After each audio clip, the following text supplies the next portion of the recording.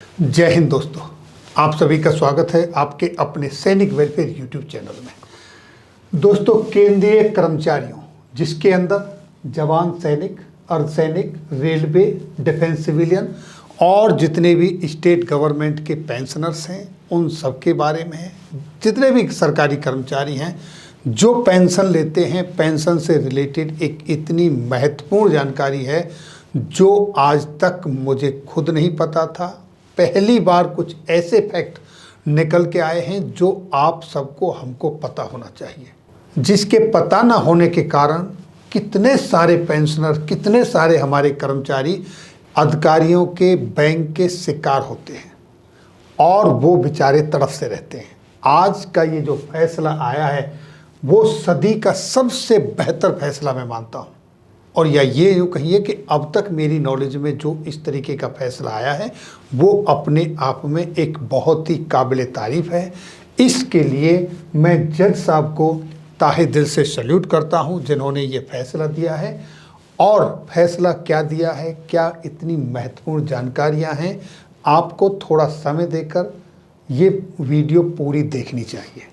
लेकिन कहानी क्या थी वो बताने से पहले फर्स्ट में हर बार मैं किसी भी वीडियो की जो इन्फॉर्मेशन है आपके साथ स्टार्टिंग से शेयर करता हूं। जैसे कि यहाँ भी ये स्टार्टिंग से ये टाइम्स ऑफ इंडिया के अंदर एक न्यूज़ निकली, Karnataka high court fumes as pension to 102 year old withheld, यानी कि 102 साल पुराने एक पेंशनर की जो पेंशन रोकी गई थी कर्नाटक हाई कोर्ट ने, उसमें एक ऐसा लाजवाब फैसला दिया है जिसे आप सुनेंगे तो आप भी दंग रह जाएंगे।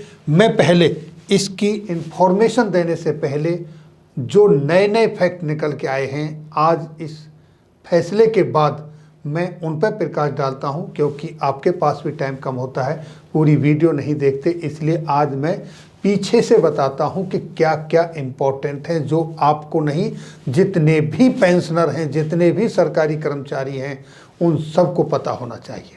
पहले तो ये देखिए कि जो ऑर्डर दिया है उस ऑर्डर में बताया क्या गया है। ऑर्डर में पहला जो उन्होंने कहा है, रिट पिटीशन के लिए 1 लाख रुपए का जुर्माना ठोका गया है, 1 लाख रुपए का। और रेस्पोंडेंट नंबर 1 और 4, रेस्पोंडेंट नंबर 1 जो गृह मंत्रालय है और रेस्पोंडेंट नंबर 4 बैंक जहां से पेंशन मिलती है, उनके ऊपर 1 लाख रुपए का जुर्माना ठोका है पहला।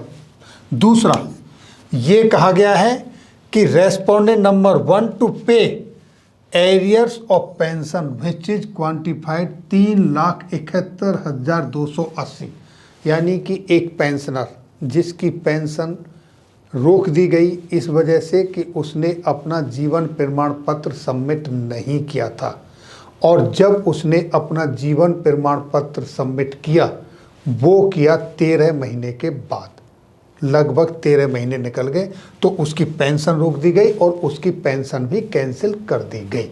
उसके लिए पेंशनर ने कोर्ट के दरवाजे खटखटाए और क्या क्या हुआ वो मैं आपको आगे बताऊंगा। पहले देखिए, ये कहा गया है कि पहले तो ये 3,71,280 रुपये उसको पे करें जो उसकी पेंशन रोकी गई उस समय की, जब उसने जीवन प्रमाण पत्र नहीं दिया, और वो भी 6% ब्याज के साथ, 6% ब्याज के साथ। कब से? 24 दिसंबर 2018 से, यानी कि 1 नवंबर 2017 में पेंशनर ने अपना जीवन प्रमाण पत्र नहीं दिया और उसने जीवन प्रमाण पत्र दिया अपना 24 दिसंबर 2018 को। तो इस तरीके से उसका 13 महीने का टाइम ऊपर हो गया तो उसकी पेंशन रोक दी गई और उसकी पेंशन कैंसिल भी कर दी गई। अब कहा गया है कि जो रोकी गई पेंशन है उसको दिया जाए और 6% ब्याज के साथ 24 दिसंबर 2018 से ब्याज लगाया जाए, अब जब पेमेंट करते हैं तब तक।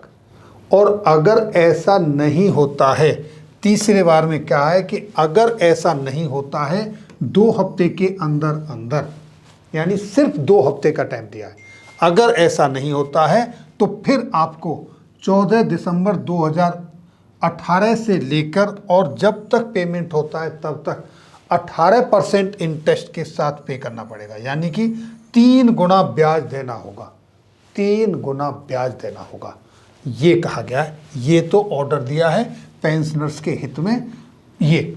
अब मैं आपको कुछ वो फैक्ट्स बताता हूं जो शायद आपको नहीं पता होंगे। मुझे शायद लगता है कि 98% लोगों को नहीं पता होगा, कुछ अधिकारियों को पता होगा, तो वो पता ना होने के बराबर है। अगर उनको पता है तो उनको ये इन्फॉर्मेशन सबके साथ शेयर करनी चाहिए थी। इस तरह की इन्फॉर्मेशन है तो पंफलेट बन के बैंकों में, आपके ECHS में, CGHS में, आपकी कैंटीन में, आपके ऐसे पब्लिक प्लेसेस पर लगी होनी चाहिए कि ताकि कहीं कोई इस तरह की किसी चीज़ का शिकार ना हो। वो क्या है देखिए, सबसे इम्पोर्टेंट लाइफ सर्टिफिकेट के बारे में हम बात करेंगे। बैंक की क्या रेस्पॉन्सिबिलिटी बनती है लाइफ सर्टिफिकेट के बारे में। सबसे मोस्ट इम्पॉर्टेंट, अगर एक पेंशनर्स की एज और 80 साल हो जाती है तो कहा गया है कि उसको साल में 2 बार जीवन प्रमाण पत्र देना चाहिए। और वो भी बैंक की ड्यूटी है कि बैंक का कर्मचारी आपके घर आए और साल में 2 बार आपका जीवन प्रमाण पत्र ले। आपकी जवाबदारी नहीं है वहाँ जाने की। और वो भी कब कब है? Twice in a year, once May यानी कि 31 मई तक लेना चाहिए पहली बार, और दूसरी बार नवंबर में यानी 30 नवंबर तक। तो क्या आपको ये जानकारी थी कि 80 साल से ऊपर साल में 2 बार जीवन प्रमाण पत्र देना होता है? और वो भी बैंक का काम है आके कलेक्ट करना। लेकिन बैंक आता नहीं, आप एक बार दे देते हैं, बैंक में जाकर देते हैं, उसी से वो संतुष्ट रहता है, अपनी ड्यूटी नहीं करता है। ये स्पष्ट यहाँ पर कहा गया है क्लॉज 2.1 में। अब देखिए दोस्तों, अगर आप अपना जीवन प्रमाण पत्र नवंबर में साल में जो एक बार देना होता है उस समय देने में फेल हो जाते हैं तो उसके लिए क्या रूलिंग है देखिए, क्लॉज नंबर 2.2।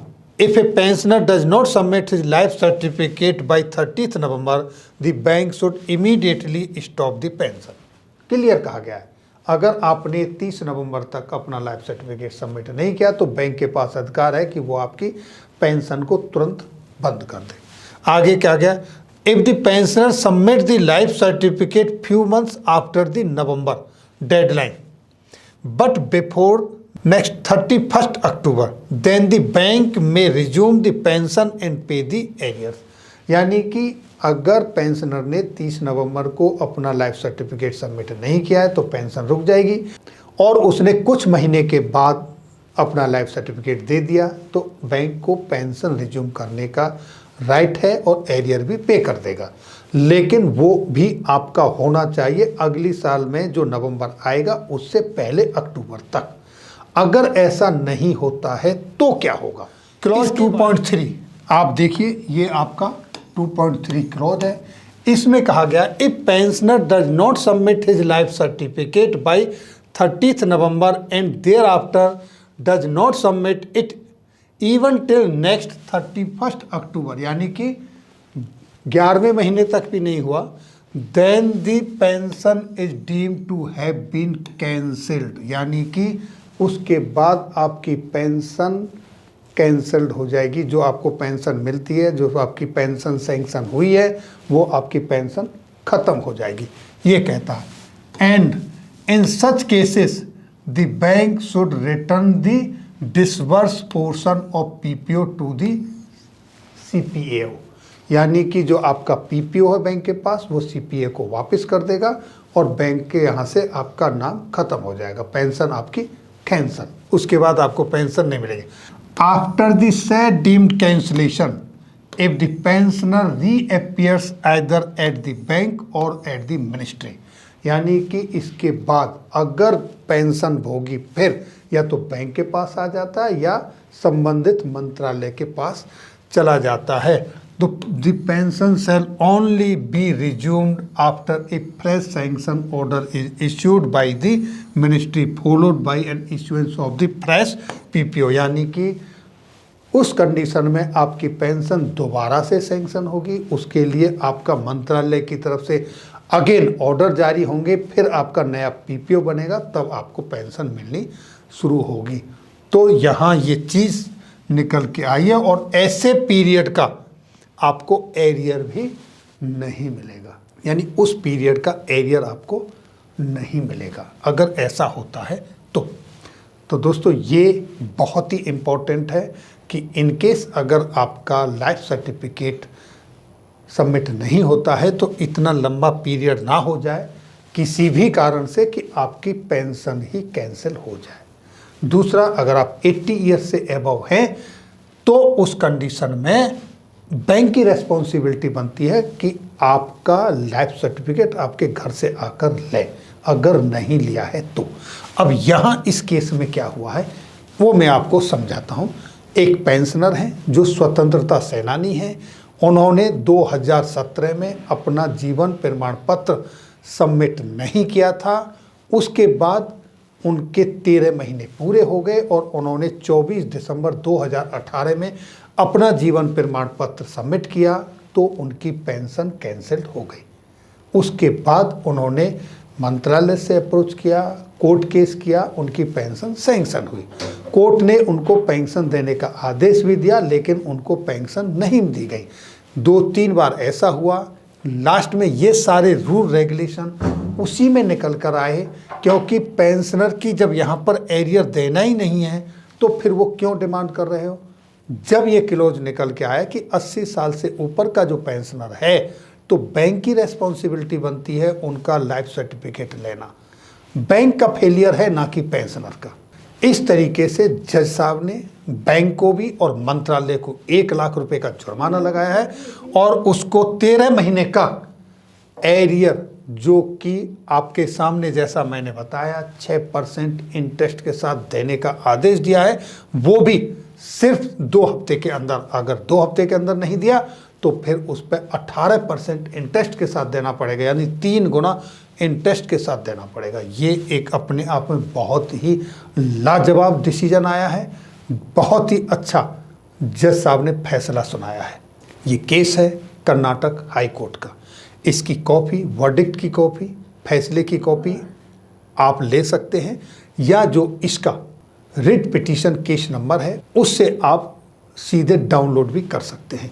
इसका लिंक वीडियो के डिस्क्रिप्शन में मिलेगा और ये इन्फॉर्मेशन ज़्यादा से ज़्यादा अपने सभी पेंशन भाइयों के साथ शेयर करें ताकि जो इस तरह की मुसीबतें झेल रहे हैं उनका समाधान हो जाए और जिनकी पेंशन किसी की अगर रुकी है तो उसकी चालू हो जाए। किस तरीके से होगी वो सारा इसमें बताया गया है और आप इसको पढ़ेंगे तो आपको भी बहुत सारी जानकारी हासिल होगी। ये थी जानकारी आज की इस वीडियो में। फिर मिलेंगे आपके वेलफेयर से जुड़ी हुई किसी अन्य जानकारी के साथ अगली वीडियो में। जब तक के लिए जय हिंद, जय भारत।